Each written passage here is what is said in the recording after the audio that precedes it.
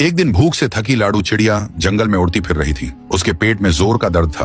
कई दिनों से उसे अच्छी खाना नहीं मिला था। ठीक उसी समय आसमान पर काले बादल छा गए। तेज बारिश शुरू हो गई। बूंदें उसके शरीर पर दर्द की तरह पड़ रही थी। लाडू कांपती हुई आवाज में बोली, या अल्लाह, कहीं तो पनाह मिल जाए। इसी चिंता में उसे एक सुरक्षित सा घोंसला दिखाई दिया। वह जल्दी से अंदर बैठ गई। थकी हुई, बारिश में भीगी हुई, फिर कमजोरी में उसने वहीं 2 अंडे दे दिए। लाडू को पता नहीं था कि यह घोंसला किस पक्षी का है। कुछ देर बाद घोंसले की असली मालिक चक्कू चिड़िया वापस आई। उसने लाडू को देखकर गुस्से में चिल्लाई, ये क्या बदतमीजी है, मेरे घर में घुस आई और ऊपर से अंडे भी दे दिए। लाडू घबरा कर बोली, माफ कर दो बहन, मौसम खराब था, मैं बहुत बीमार थी, मैं।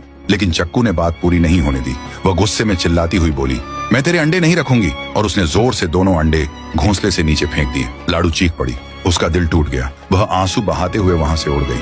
लेकिन कहानी यहाँ खत्म नहीं हुई। नीचे जमीन पर एक बड़ा बाज बैठा सब देख रहा था। वह घोंसले के पास आया और चक्कू की आंखों में देखकर गर्राया, किस हिम्मत से तूने लाडू के अंडे तोड़े? ये घोंसला मेरा इलाका है और यहाँ अत्याचार नहीं चलता। चक्कू डर से कांप गई। बाज ने धमकी दी, अगली बार किसी कमजोर पर हाथ उठाया ना तो मैं तेरी। एक दिन भूख से थकी लाडू चिड़िया जंगल में उड़ती फिर रही थी। उसके पेट में जोर का दर्द था। कई दिनों से उसे अच्छी खाना नहीं मिला था। ठीक उसी समय आसमान पर काले बादल छा गए। तेज बारिश शुरू हो गई। बूंदें उसके शरीर पर दर्द की तरह पड़ रही थी। लाडू कांपती हुई आवाज में बोली, या अल्लाह, कहीं तो पनाह मिल जाए। इसी चिंता में उसे एक सुरक्षित सा घोंसला दिखाई दिया। वह जल्दी से अंदर बैठ गई। थकी हुई, बारिश में भीगी हुई, फिर कमजोरी में उसने वहीं 2 अंडे दे दिए।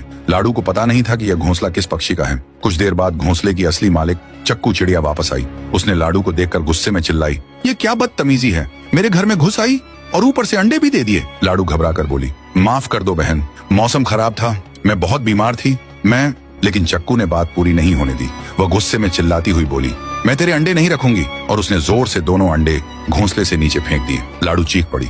उसका दिल टूट गया। वह आंसू बहाते हुए वहां से उड़ गई।